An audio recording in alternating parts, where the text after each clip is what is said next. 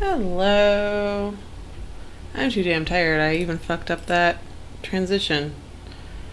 Cause yeah, I got the little thing in the corner where you can see me doing scans, but the software doesn't want to just capture that when I do window capture, so I have to do some weird form of display capture. That's why it's like over to the side, so you don't see like the rest of my screen, because it's like a weird meta. Anyway.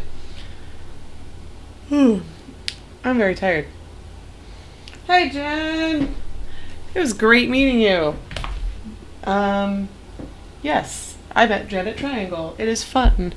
I'm too damn tired, so I'm doing scans. I'm like, what am I even doing? There we are. So yeah, so Triangle Pen Show happened. I got home last night at like 1 a.m. because I'm going to be like looking down this whole time because I'm scanning stuff. So that's where my scanner is.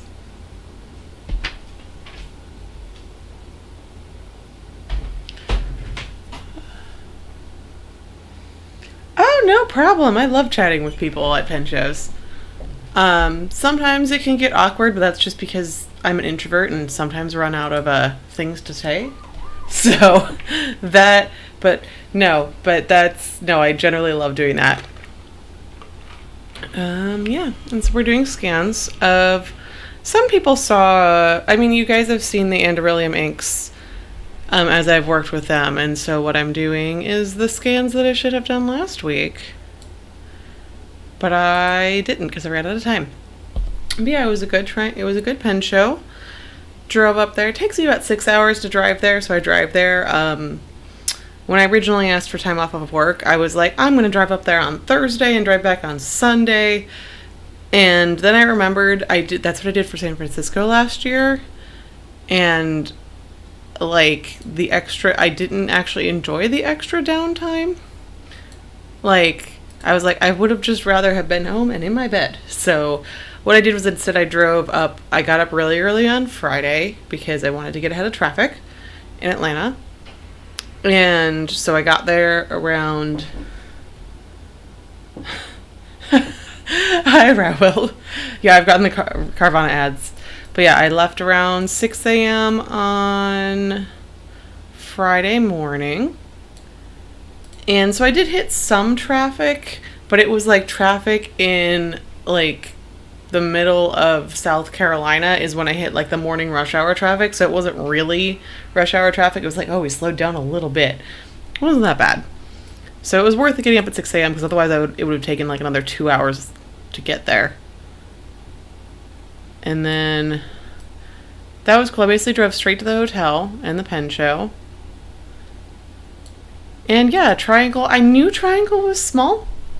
I didn't quite appreciate the scale of small. It was just one ballroom, so if you've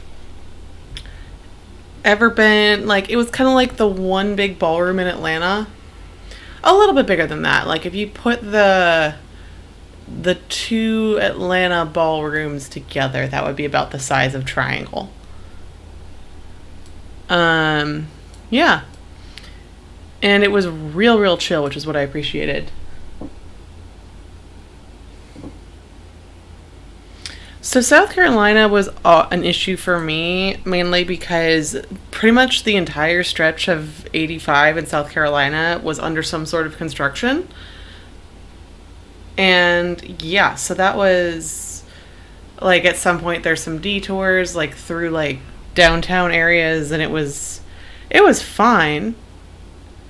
But, like, it was like, oh, okay, noted.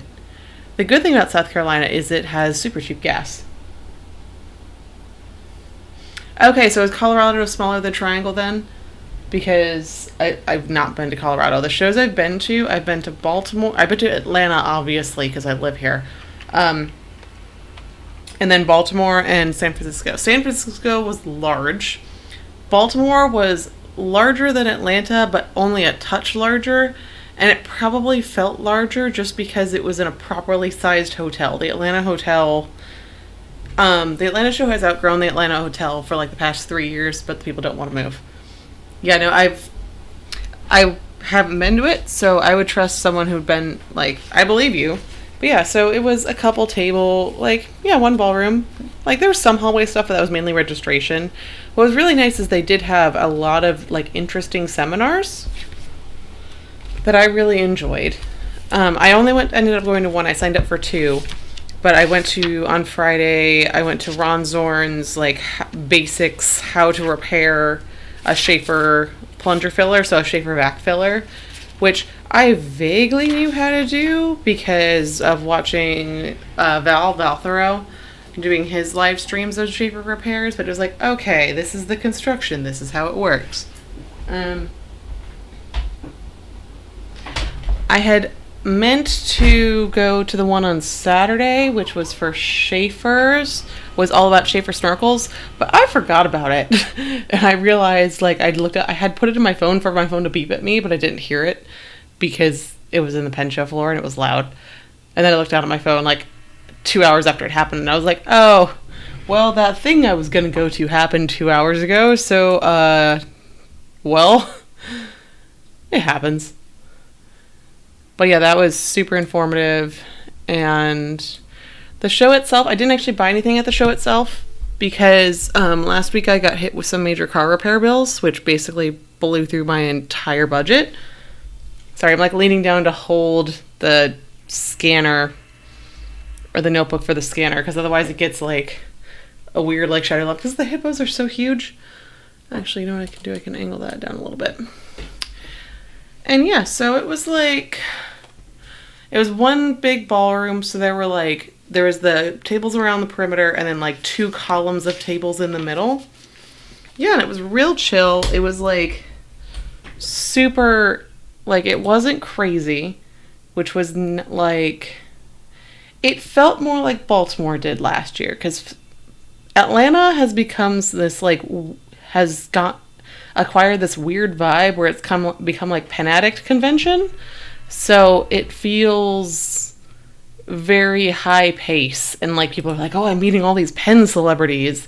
And it's like, that's fine.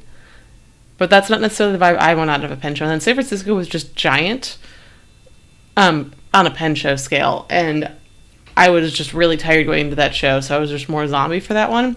Yeah, this one was much more chill like Baltimore was last year. It was just like cool, hang out with people. That's what I did a lot of, was hanging out with people and talking with people. Like I said, because I couldn't buy anything. And then the show on Friday goes a lot longer than most shows. Like it goes till 7 p.m. on Friday, which makes sense because it's a workday Friday. People might want to come after work. And so afterwards, what we like went around. I looked at tables, chatted with people. Oh, that's unfortunate. That was really. There we are. And so chatted with people, met people, saw the vendors, saw like old vendors that I've seen a lot at other shows, said hi. Did a lot of looking at there's an auction at Triangle. So on Friday, I did a lot of like looking at, oh, what's the auction offerings? Because that's neat. That's also because I liked that because there wasn't like at a vendor table, you always kind of have like, oh, there's a pressure to buy things because it's a vendor table versus, and I was like, I know I'm not buying anything because budget, so I felt kind of bad looking at vendor table stuff, but then at the same time, but the auction stuff, it's like, well, this is previewing to look at it later, so I could just look at it and not feel the pressure to buy now. So that was cool. There was some really interesting stuff in the auction. The person minding the wares said that there was someone who passed away locally that in their like description of their estate or something wanted their pens to get into the hands of someone who would use them. So the family like found the pen show and was like, here, let's donate this stuff to auction. And so therefore the offerings, you could see like, look at all that lovely bleed through on the Andorellium inks. But so there was, usually the auctions are a lot more like eBay vintage lot style stuff, but there was a real wide variety of stuff. It was a lot more even mix of modern and vintage this year. At least this is according to people who have been in the past. Like, I was talking to Brad, Pen Addict Brad, and he was like, yeah, there's a lot more modern stuff than there usually is. But yeah, so, and then Friday it also started raining ridiculously when we were like, let's go head out to dinner. And then it was like, the sky was like, nope. And none of us had umbrellas. So we just chilled in like a conference room because Yossarian was like, we walked by the conference room, he was like, those are awesome office chairs. And then Beeline, and we're like, okay. And then we just ended up hanging out in that conference room for like 2 hours. And we like swapped pens and, you know, your standard pen show after dark stuff. And when the rain finally let up, we ended up going to dinner. And that was cool. We actually ended up, unintentionally, we ended up at the same restaurant as the Dowdy clan, because Brad takes his kids to this show, and the Van Esses. And we went, they were seating us, they seated us at the table right next to them as they were getting up and about to leave. It was pretty funny. But that was cool. And then we went back to the bar and hung out at the bar. There was lots of calligraphying and your standard, like, hey, try this pen, I got a cool grind on this, you know, these are my pens, oh, what do you have? And there were more calligraphers at this show than I've seen at other shows, and like art people. So usually it's like just Nick Pang doing calligraphy at the bar. This time there was also Matthew Morse and Indiana Cat, I don't know her last name, but all doing various degrees of calligraphy and art stuff at the bar, which was really neat. Yeah. And then we were there till like 1, 2 in the morning. And then I stayed at Sandra's house. So WF Cupcake Girl, she lives in Wake Forest, which is in the Triangle area. And so I stayed with her along with Yossarian. So David Yossarian and Jim, Robo Jim, and Nick Pang, all at her house. So we went back, and then we didn't go to bed till like 3 in the morning. There were like drunk margaritas made. Sandra was like, oh, I still need to make mac and cheese and cookies at like 2 in the morning. So there was like 2 a.m. cookie baking and mac and cheese happening. It was like, okay. And so, yeah. And then the next morning we basically every morning was like, we're going to get there at this time. We got there an hour later than we said we would. And that's me being one of the first people out of the house getting there an hour later. Yeah, so the show on Saturday opened at like 9 a.m. to the public and 8 a.m. to everybody, to like the weekend pass holders, which, yep, notebook falling down. Most pen shows open at like 10-ish, so this was an hour earlier, and like enough that everyone was like, no, and it's like, this is also not the most high traffic shows. People weren't like gunning to be down there bright and early for all the different offerings. So yeah. So we eventually made it out of the house. Yeah, then Saturday was real cool. Saturday was, I feel like, I don't know, for some reason, like I'm like, I didn't go to anything really specific on Saturday other than the auction, which was later, but I'm like, the day on Saturday just like went really quickly because it was cool hanging out with people. There are these big like round tables just outside. So basically it was the big ballroom, and then there was the hallway leading up to the ballroom, and in the hallway there was like the registration table and the crew sacks. And then there were also these like round tables that you could just like sit down and chill at, which was really nice because that way you didn't have a lot of pen shows. The area where you can sit and chill is like the bar area, and it's very removed from the rest of the show. But this, it was like all right there, and I really enjoyed that. So it was like, oh, you could just sit down, people passing, it's all just like one big inclusive area. And you know, there were still places, if you got overwhelmed with the amount of people, you could go like find a corner and chill there. So yeah, there was lots of, Sandra bought, again, like I said, a ridiculous amount of baked goods. And yeah, just lots of chilling, chatting with people, hanging out with like, you know, like I said, Brad Dowdy bought his kids. And that was like, oh cool, we get to meet the Dowdy spawn. And there were actually lots of kids at this show running around. That was really neat and entertaining. And yeah. And then Saturday, Yas had actually brought a brisket that he smoked, actually 2 briskets. And so what we did was we went to back to Sandra's and had brisket. And that's what the mac and cheese was for. And so if you like, I disappeared for a couple hours on Saturday because we were eating brisket and it was delicious. And we were all very full afterwards. And then we got back in time for the auction. Yeah. No, the cook... Sandra is a very, very, very good cook. Well, not cook. She's a good baker. She's an okay cook, which is something she will admit herself. Her strength is baking. I think I have... Excuse me, I'm just like, I hope I scanned everything because I'm talking while doing this at the same time. That's loading very slowly.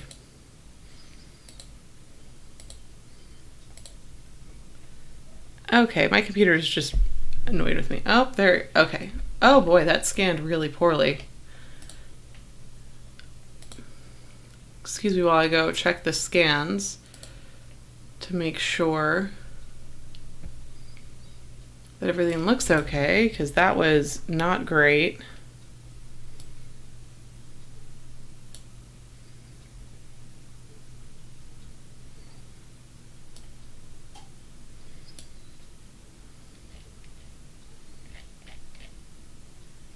Of course it's loading slowly, but yeah. So then we got back in time for the auction. The auction was an event. Like I said, I'm just double checking the scans. Yeah, I didn't scan half of these. Oh, I missed 2 pages. I was like, that is too soon. I should not be done with scans already. Okay. This is why you double check these things.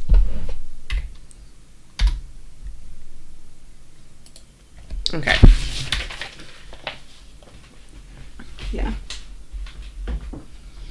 But no, I don't know, Jen, if you got to have... Sandra also had a large number of alcoholic cupcakes.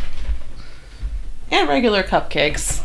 But that's why her name is her username is Cupcake Girl for a reason.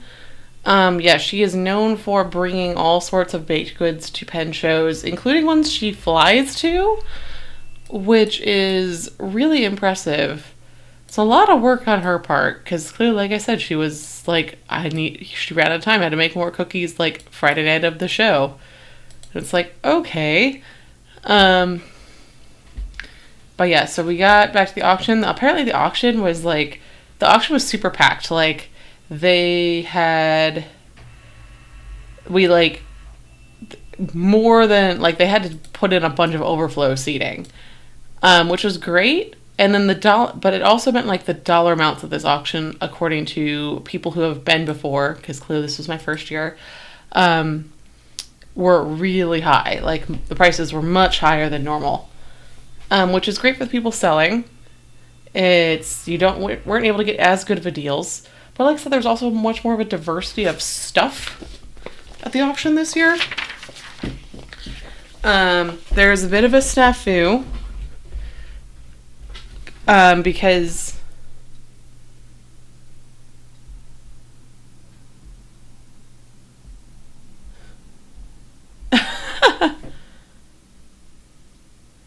oh yeah, no. So yeah, what Jen's talking about is there at one point we were all chilling. So Vanessa's and Franklin Christoph were in the far back corner of the show. So the Vanessas were on one wall and the Frank and Christoph were on another wall, and there's this kind of little gap in that corner formed between them, just because that way people could get in and out from behind the tables. And that became a kind of de facto chill and chat spot, because you can get out of the show from blocking the show floor. And it was, but so Sandra had put her cupcakes down and just to rest there, but then that's also how people from that whole row of table that Frank and Christoph was on, that aisle, how they got out was by going around that way. And Brad's table was in that aisle, so he comes around to get out and accidentally kicks the cupcake container and knocks a bunch of them over. He's like, oh, that's Brad's now. Yeah, no, so that container of cupcakes were the I want to say whiskey, chocolate stout cupcakes with whiskey ganache filling and Bailey's buttercream frosting. They're very good. I actually have the recipe. because I also bake. And Sandra was like, and I asked her for recipes at some point.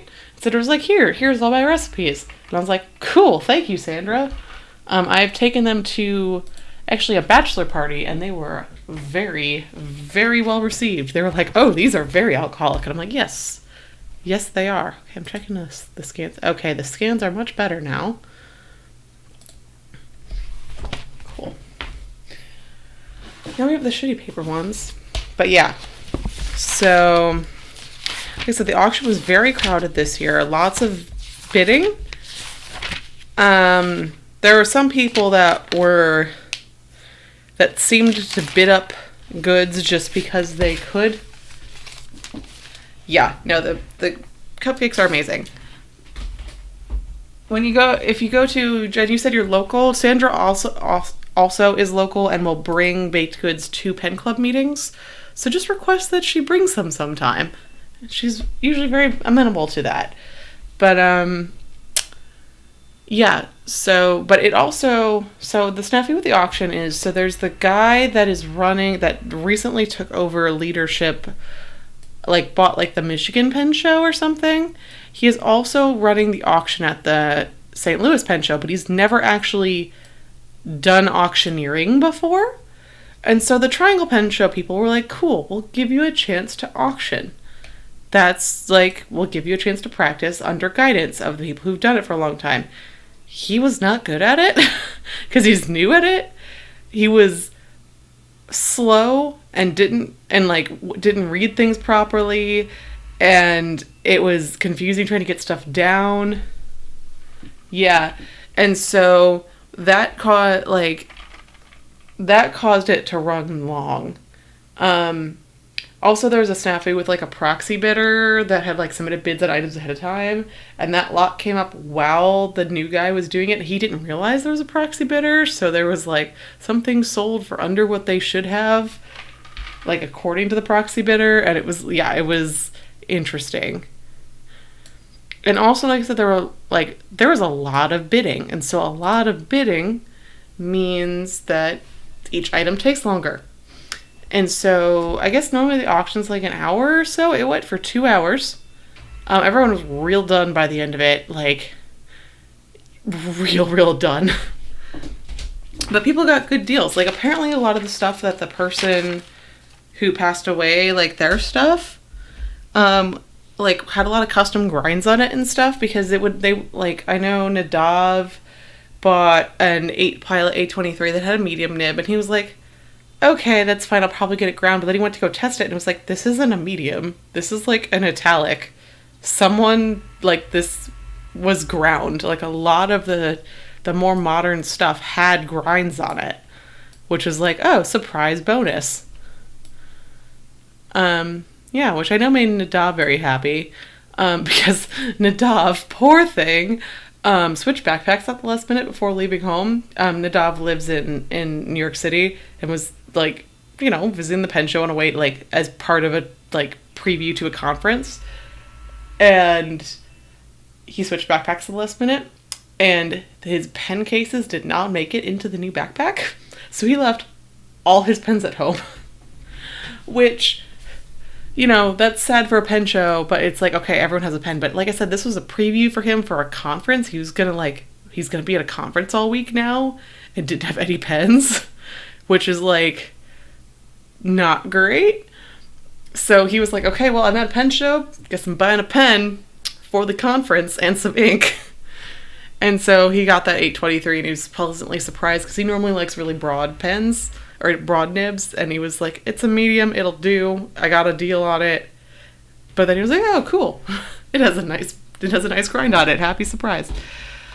Yeah, and so then after the auction, we are all very done. And especially the people who bought stuff, because the way that you pay for your auction stuff is it's just in order.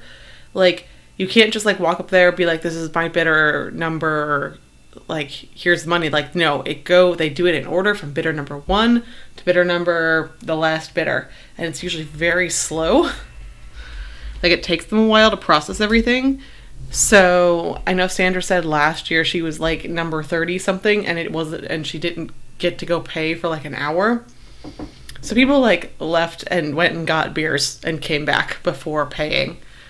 But yeah, so that was fun. There was, like I said, it went long, so a bunch of us were like texting each other in the midst of it, being like, "Oh no, is it done yet?" And really, we're gonna bid up that high on this item. That was fun. And then afterwards, again, we all went to the bar. And yeah, staying our Pincho after darks. Like, there was a game of Magic the Gathering happening at the Pincho table. It was pretty awesome. Except for about, I don't know, midnight or so. There was a thunk and a loud gasp. One of the two people who were playing Magic, they were scoring it with a Sailor Pro Gear Slim. The Sailor rolled off the table onto the tile floor, nib down. It basically, if this is the feed, the nib went over it like that. It was real bad. It, amazingly enough, still wrote if you wrote with it upside down. We dubbed it the Special Bespoke Triangle Reverse Fude nib.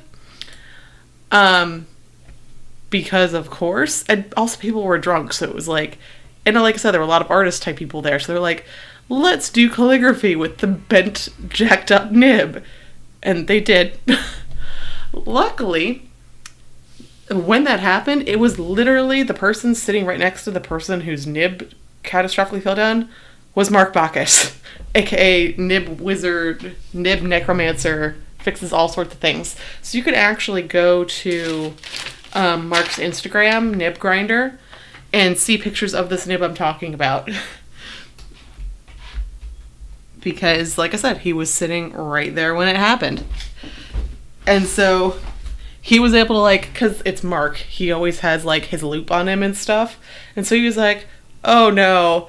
He was like, wasn't going to fix it right then and there because he already had a couple beers in him. You don't want to fix nibs while doing that. But he was like, looked at the loop, like, that's pretty bad. I could fix it. Because Mark's a wizard. Oh, what is this? We then spent the rest of the time, like I said, doing, like, trying to make that jacked up nib work. And, like, writing real, like, being like, hey, reverse fude. Let's just, like, do calligraphy with the jacked up nib. And then at the end of the day, it, like, Kat handed it to Mark, and Mark, like, pocketed it, and apparently, like, the next morning handed it back to her, and it was totally fine, because, like I said, Mark Bacchus is a wizard. So, yeah, that was fun. I will say this bar gets a very good grade. It took forever to get service, apparently. But they were real amenable to people just, like, chilling there. Like, a bunch of people, like, brought their own beers and they didn't mind. They were like, yeah, you are both ordering from us and, like, chilling. Like, this is cool. You're not being super obnoxious. You're just having fun.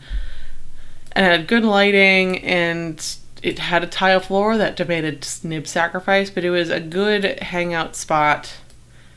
Unlike, there's been other Penn Hotel bars, cough, Atlanta, that shut down real early in the night and kick everybody out. Yeah, don't go too good. Like, I remember in Baltimore, they had to kick us out at 2 a.m., but they were like, we would like to have you stay, but it is literally a law that we have to kick you out at 2 a.m. And we're like, okay, you are legally obligated, that's fine. And it was like, it's not even kicking us out, it was like, you have to just move from the bar part to the lobby part. And we're like, cool. And so, like I said, that was Baltimore. San Francisco was real chill. I think they similarly, like, kicked people out, like, 2 a.m. or something, but then we just went back to the show floor. Versus we, at this hotel, just, like, left when we were done. And, yeah, it was real cool. But then Sunday, and again, we went back to Sandra's house, and, like, I think I got maybe a total of, like, 12, 15, like, 4 or 5 hours a night the whole time. I was running on very little sleep the whole weekend. And so Sunday morning was painful. for most people because it was like, oh, we got to get going. So Nick especially came downstairs and just wasn't capable of like talking for a good half an hour, was just groaning and moaning. And yeah, then Sunday was real, like almost like too chill. Like there were not a lot of people there on Sunday. I actually, like, as is per normal with pen shows on Sunday, there are a lot of vendors that just don't show up on Sundays. There were a couple empty tables, so I was like, I have stuff to sell. I'm gonna set up at an empty table. I was like, Terry, the showrunner's probably gonna yell at me, but because I haven't actually paid for this table, but whatever. He actually came by. I was like, thank you for taking this table, because apparently empty tables look real bad, and yeah, so it was like, okay, cool. That'll encourage more people to come. Yeah, it was just real chill. Everyone was real tired by the time Sunday rolled around. So it was just a lot of hanging out. And then I left to go home around like 5:30. Said my goodbyes to everybody. The drive back to Atlanta was uneventful until I was literally like 40 minutes from home. Almost there. Traffic ground to a complete stop. There was a major accident on the highway, like just ahead of me. And it was like literally a parking lot. I put my car in park and turned it off, got out of my car and chilled on the highway, like next to some highway construction for an hour. Oh, no, don't worry about it. I understand sometimes you can't find people. But yeah, you're here now. But yeah, so Sunday, I basically was like, because I was so tired from this week, just from getting very minimal sleep. And I was like, I just want to go home and go to bed. But it's like, no, apparently I have to sit on this highway for an hour. So literally was like parked on the highway for an hour. And then we started moving slowly. Then it took another half hour, 40 minutes or so to get to inch past.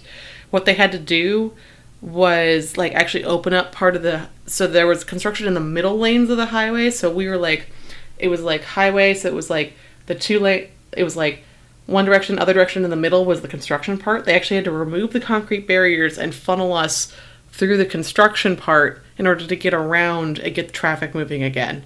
And that took an hour because also like there were so many emergency vehicles. I'm guessing semis were involved. Again, checking to make sure I have all the scans. No, I am still missing one.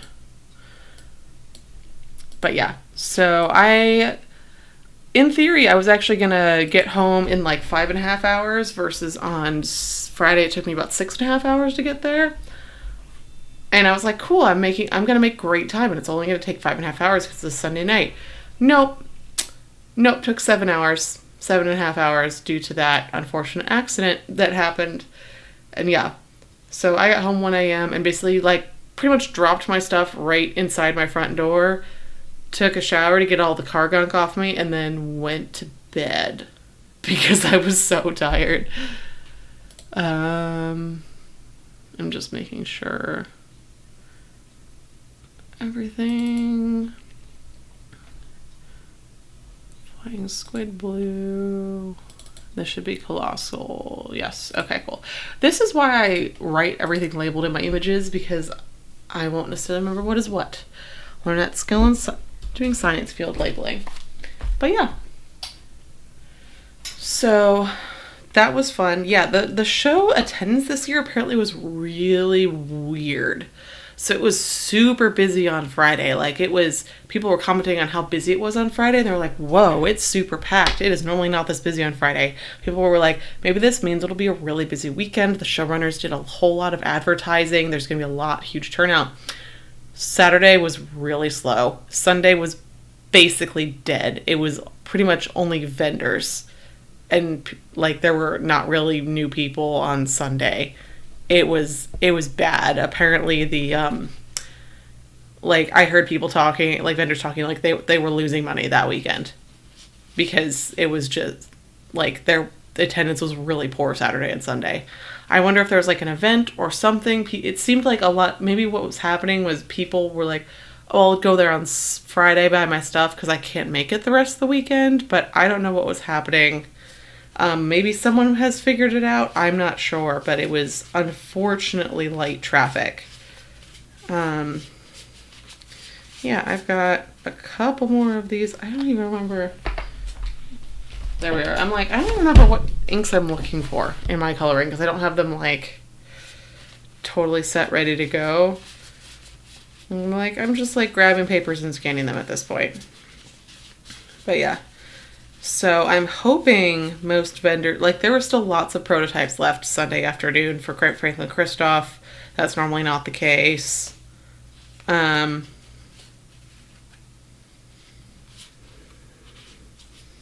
Yeah, it was not great.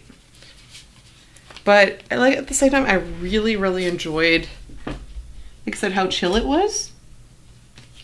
I'll probably be back next year because, like I said, that's an easy drive for me, and it's also really good timing because so I work in education, like K-12 education, and so my schedule is tied to the academic schedule. In Georgia, the schools are basically a month, like on a month earlier schedule than like everywhere else that I've lived. So they start school like first week of August and get out like middle end of May. So the fact that this is like basically the first weekend in June is right after schools get out. So even though I have some students I see over the summer because I, work, like I tutor students, and so I have some students I'll see over the summer, but no one wants to like do tutoring like immediately after school gets out. So it's like a good weekend for me. Versus like the Chicago show, which I really want to go to, is basically right at final season. So it's when I'm in highest demand. And it's like going to be real impossible for me to ever get to the Chicago show. So yeah, and like I said, it's easy. I have somewhere to stay because as far as I know, Sandra isn't moving. And if Sandra suddenly moves, I can also stay with Mike, like Inkdependence Mike. Like I have people I could stay with. That makes it cheap. It basically took me like 3 tanks of gas round trip. So that's super nice. Only a 6-hour drive. Chill show. Not a lot of pressure. Like there's lots of people that I know there. So it's like not so... There's a lot of local people that I know, so even if like some of the out-of-town people I hung out with this year and don't come next year, there's still people like locally that are going to be there because it's their home show. So I really enjoyed that. And yeah, that was the Triangle Pen Show. It's a good first show to get you an idea of... Actually, I would say it's just a good show in general. It's not huge in terms of vendor count, but it has a lot more diversity of events than other shows do. I would say the only other show that had as much like diversity of stuff to do that I've been to is San Francisco. The Atlanta show, in theory, has like 1 or 2 classes, but not really much. There's the Pen EdX stuff in the evening and stuff, but all the like after hours events are paid at Atlanta, so it's a little weird. Baltimore was a lot of fun, but again, they didn't really... Well, okay, take that back. Baltimore last year didn't really have much going on during the day. This year, they had a ton of seminars and stuff during the day, and I really regretted not being able to go this year. So Baltimore probably now is real exciting and lots of diversity of stuff to do. Because, like, if you're like me and you're like, I had an unfortunate life event happen right before the show, I can't afford to buy anything. It can be like a show focused on like buying stuff can be like kind of a bummer if you're like, well, I can't buy anything. So the fact that there were these other events happening and also just like people to hang out with, and it had such a good layout for like social hanging out, trying other people's pens, trying other stuff, was really, really nice. I would say even the way they had it laid out for like being able to like just chill and chat with people was superior to San Francisco even. Because San Francisco was mostly vendors on the floor, and anywhere you could chill and just hang out and chat with people was like over in the bar area. There wasn't like you couldn't really like sit down and chill and try like swap stuff with people until after hours when like a lot of the tables became available. So I really, really enjoyed that. This orange is just so unfortunate. The scan's actually making it look better than it actually is. It's not. Oh, man. Yeah. So like I said, I really enjoyed it. I really enjoyed the auction aspect. San Francisco had an auction, but I don't know if they let you look at the stuff ahead of time. It didn't seem like it, or I could have just missed it. But I couldn't, like, it was like, oh, we could go check the stuff out ahead of time. And the people running the show in Triangle were real chill, too. They were like, yeah, cool, you could handle this stuff. This is enjoyable. I like hanging out with everybody versus, I don't know. The San Francisco show is very super organized, but because of that, it's like an organized event. Versus this is just like, yeah, it's just like a fancy pen meet. This is fine. I can't. Yeah, okay, I did properly scan the individual swab. I've got a couple more. Got 4 more. So yeah, anything else you guys want to know about or comment on or anything? Like, I pretty much said my piece. It was lots of, just like I said, it was a chill hangout with my friends weekend for me. Didn't really get much. Sold a bunch of stuff to help pay for said car repairs. Because, yeah, like I said, it ate through my entire budget. So I'm like, let's sell some stuff. There's some stuff I had been meaning to sell anyway, so this was just a good motivator for that. There we are. Oh, wait, no, that's the wrong one. I'm like all over the place. There we are. These inks. These Andrellium inks, man. Some of them have really good shades, but it's just they perform so crappily. Yeah, no, I really, and where will it? From what I've heard, Colorado is kind of like that too, where it's just like fun, chill times. Like I really enjoyed that vibe. I would have enjoyed it a lot more if I had money to spend. And I say that purely because I didn't just ignore the vendor tables. I did go around and look at everything. And there were several pieces I definitely would have bought if I hadn't had to spend that money on car repairs. And I was like, this is my one show I'm getting to this year, more than likely, unless things change drastically somehow.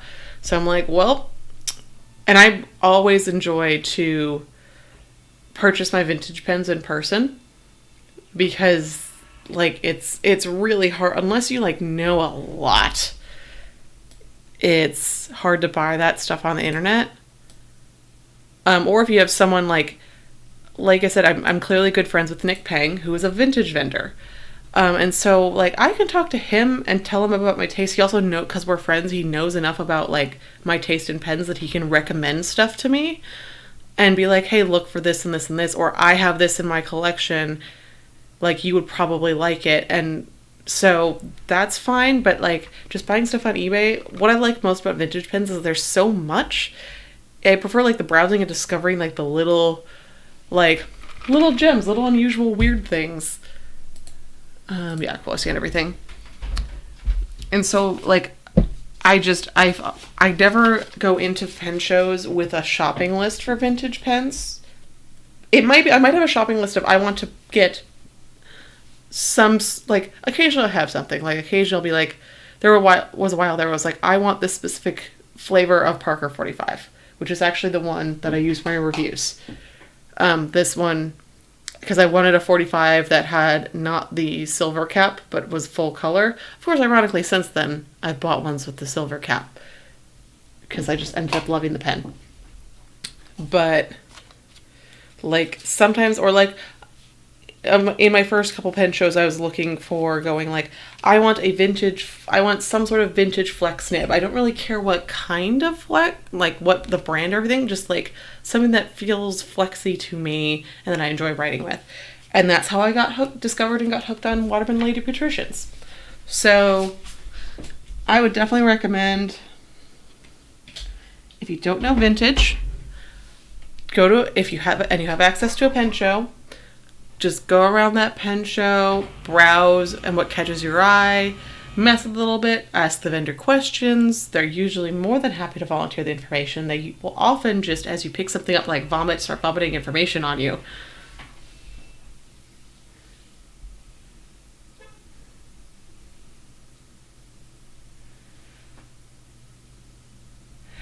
Oh, the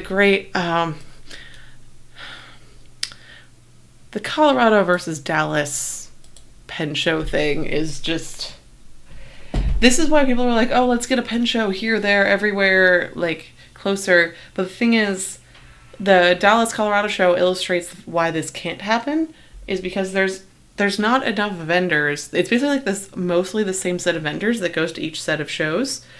And so if you have shows too close together, you'll basically cause vendors to choose between them, and so you're going to split the vendor count between both shows. And it's going to reduce the overall quality of each show. So we basically hit kind of peak pen show saturation, at least here in the US, in terms of just how many shows can the vendor population that's out there support. And yeah, and in the last couple of year or so, the Dallas show has like changed its date or moved up its date, or Colorado's moved back. It's some sort of combination weird thing such that they're so close together it gets split. Like I know like the last 2 years I've had that with not necessarily two pen shows, but with the Atlanta Pen Show and 221BCon. 221BCon is always the first weekend in April. It has not moved since it started like 7 years ago. The Atlanta Pen Show moves around the calendar. The show organizer purposely does it. He always does it in April, but he doesn't do it if it on Easter weekend or there's a big golf tournament that happens in April. And so the last 2 years, therefore, the show has been 2 weeks earlier than it normally is, aka the same weekend as 221BCon. 221BCon is going to win every time. If you've heard me talk here, you've probably heard me talk in the past.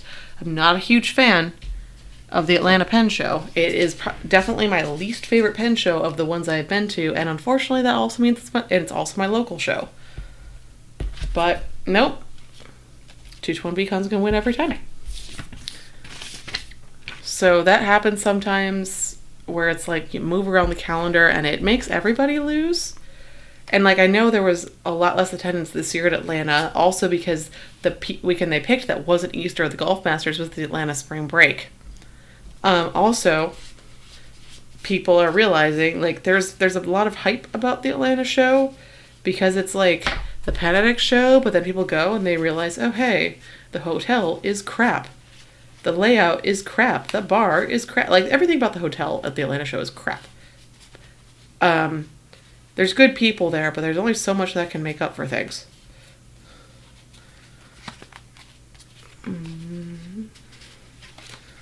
So I think people realized, oh, it's not worth the effort to come to the Atlanta show. It gets talked up a lot because it's the home show, but they need to... Atlanta needs to change some things to fix some things. But yeah. Nerd Soup is the best. So what Rebel is talking about is something I brought up that happens at 221BCon every year, which is Nerd Soup. Nerd Soup is when everyone's still at the convention on Sunday night, goes and piles into the hot tub at the same time, hence the name Nerd Soup. Realistically, there are too many people, and everyone maybe gets like a foot in the hot tub, but it is a good chill time. There actually isn't a hot tub. 221BCon moved hotels 2 years ago. At the old hotel, there was a hot tub, which is where this tradition originated. But the new hotel, there is no hot tub. There's just a pool. So it's not, now it's just like, oh, a very crowded pool, but like everyone could fit in the water. And it's become Nerd Gazpacho because the pool is very cold. But yeah, it's just like, oh, everyone just like go chill in the pool. Yeah, it is the superior end of con event. So yeah. And like I was even talking to Sandra, and she was like, I don't blame, like Yas was like poking fun at me. It's like, oh well, this one ditched her local show, and I'm like, Sandra's like, I don't blame her for ditching her local show. Atlanta's not a great show.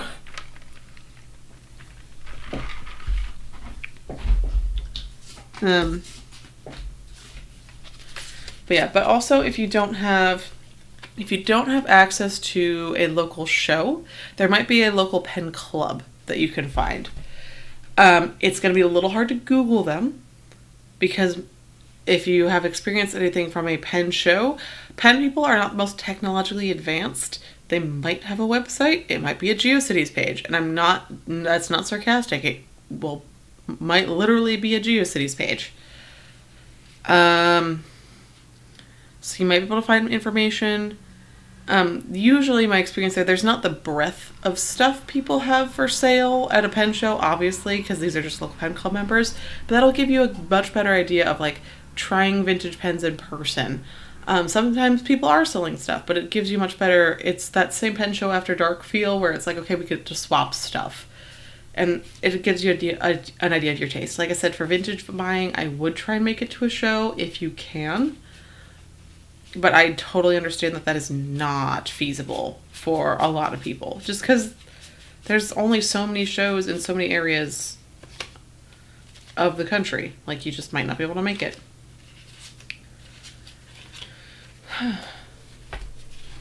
Yes, Pelican Hub. Pelican Hubs are another great place. Thank you, Rewell.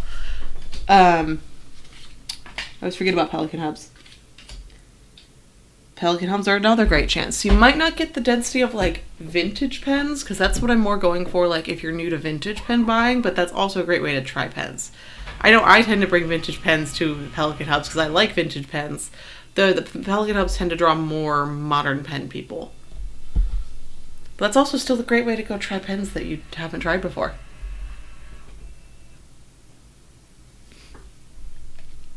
Yeah. And also, don't be afraid if you want to get into vintage. Just like hang out on like, I know people shit on Fountain Pen Network, but Fountain Pen Network is still like the place to go for vintage pen knowledge, and they're super welcoming there for the most part. There's some assholes, but there's always assholes on every forum on the internet. That's how that works. Just being like, hey, I am new to vintage. I want to get into vintage pens. These are the modern pens I currently have that I enjoy. What do you think I would enjoy in a vintage pen market? Also, just people being like, what is the breadth of the vintage pen market? It's like, there's Schaefers and Parkers, but there's Waterman, but there's so much more. Like, we here in America are only just starting to get into like Japanese vintage.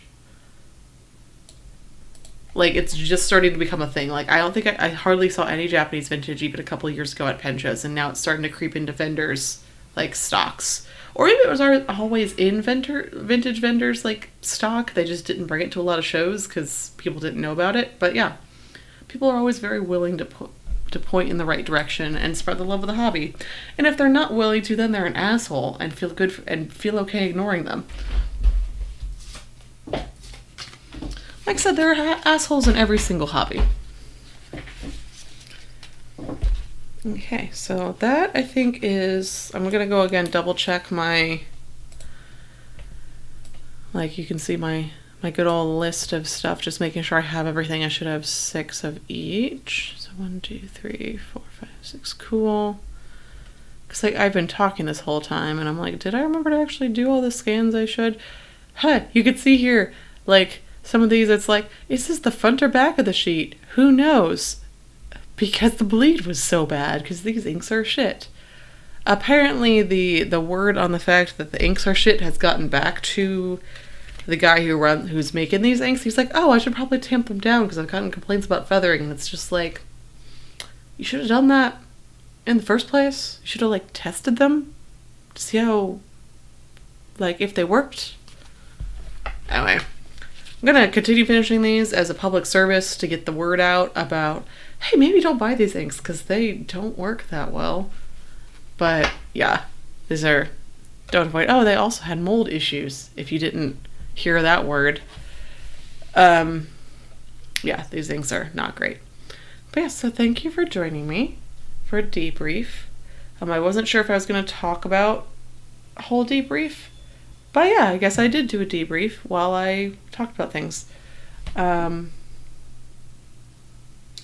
Oh yeah, you had the Mulberry Noir mold slime incident. At least Monteverde. So what I will give Monteverde and Private Reserve is that their base inks, aside from mold issues, are really good. Like, they behave well, they're good colors, get some fun, like, shading, sheen out of them, good performance. And Monteverde owned up to the mold issue and is working on it. Private Reserve is not as receptive about it, but, like, they're my problematic fave. And I know they're problematic, but I still like them. I acknowledge they're problematic. Versus this shit is like, it's not even good inks, and then there's mold on top of them. It's like, no. Yeah. So with these ink, and like, even with this, one of the things we discussed about these inks at the Triangle Pen Show was we were like, yeah, they're retweaking them to make them less wet, but I don't think just a lubricant would do this, like, cause this performance. Like, there's something fundamentally wrong with the formulation of the ink that it's eating through so much paper coating. Yeah. You know, Monteverde was like, yeah, there's clearly an issue, so we're washing, yeah. So yeah, they're just, maybe in a couple years Andorrheulium will get all the bugs worked out. Not literal bugs, thankfully, because that is something you do have to watch for in some ink companies, is bugs in your ink. Because what is quality control for some of these companies? Yeah, so maybe in a couple of years it'll be better, but right now, Andorrheulium inks are shit. Yeah, no, and then, like, they're also working on, like, an avian line of inks. It's like, dude, hold your horses. You just launched these squid inks, and they're not good. Maybe fix them first. Maybe do some actual quality control. Send them out to people for review to give you feedback. It's kind of like I heard with the Diatramentis glitter inks, that they sent them out for review, but then just released the product anyway, and that's why they're, like, super cloggy, is because they, like, never actually went through a QC process with them. Just test your fucking product and make sure it works before doing a wide release. Which, I mean, I should have done with the pen cases that I knit, because I just knit them, I'm like, it's fine, and then I actually, like, and I listed them for sale, and was like, why is no one buying them? Then I tried it, and I was like, oh, that's because I made a bad design. Okay, which is why I let all the Etsy listings lapse. So now I need to frog them and make something else out of them, but it's fine.